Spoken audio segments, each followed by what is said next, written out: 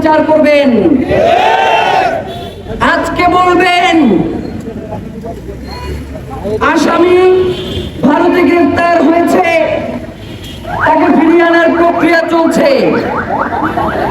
1 মাস পরে জিজ্ঞেস করলেও বলেন সেই প্রক্রিয়া চলছে। এই প্রক্রিয়া কিয়ামত পর্যন্ত চলবে কিনা আমরা জানতে চাই। প্রিয় ভাইয়েরা, শহীদ উসমান হাদি তিনি বাংলাদেশের স্বাধীনতা সার্বভৌমত্ব রক্ষার জন্য জীবন দিয়েছেন। সুতরাং তার বিচার কার্য নিয়ে যারা তালবাহানা করবে, আমরা মনে করব তারা বাংলাদেশের স্বাধীনতা সার্বভৌমত্বের শত্রু। মমতা বন্দ্যোপাধ্যায় যে বক্তব্য দিয়েছেন, বাংলাদেশের পররাষ্ট্র মন্ত্রণালয়ের উচিত ছিল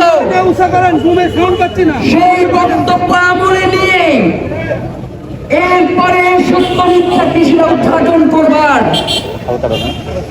কিন্তু পররাষ্ট্র মন্ত্রণালয়ের মাননীয় প্রতিমন্ত্রী তিনি বললেন যে হারা প্রার্থীর কোনো কথা আমরা আমলে নিচ্ছি না। তোমরা তো চিন্তা ক্ষমতায় আসছো বাংলাদেশে, তোমাদের কথা আমরা আমলে নিতে চাই। তোমরা কতদিনের মধ্যে শহীদ উসমান হাদি হত্যার বিচার করবা? শহীদ উসমান হাদি হত্যার বিচারের দাবিতে আমরা নিজেদের পক্ষ থেকে আর কোনো দফা দেব না। এখন আলটিমেটাম দিবে সরকার, এখন দফা দিবে সরকার। আমাদের দফা এবং আলটিমেটাম দেওয়া শেষ।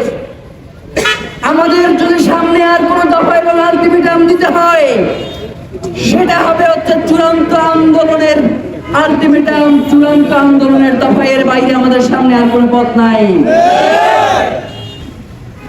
এখন পর্যন্ত এই আসামিকে, এই খুনিকে কারা জামিন করিয়েছে, কেন জামিন করিয়েছে, সেই ব্যাপারে কোনো কথা আমরা শুনতে পাই না। এখন পর্যন্ত এই খুনের সাথে আর কারা কারা জড়িত রয়েছে সেই ব্যাপারে সরকারের পক্ষ থেকে কোনো আশ্বাসের বাণী আমরা শুনতে পাই না। আমরা যখনই রাস্তায় নামি, আমরা যখনই শহীদ উসমান হাদির হত্যা নিয়ে কথা বলি, তখন সরকারের মদতপুষ্ট তার তল্পি বাহকেরা এক ধরনের বাণী নিয়ে আমাদের সামনে উপস্থিত হয়। তারা বলে শহীদ উসমান হাদির সাথে এই খুনিকে কে পরিচয় করিয়ে দিয়েছে।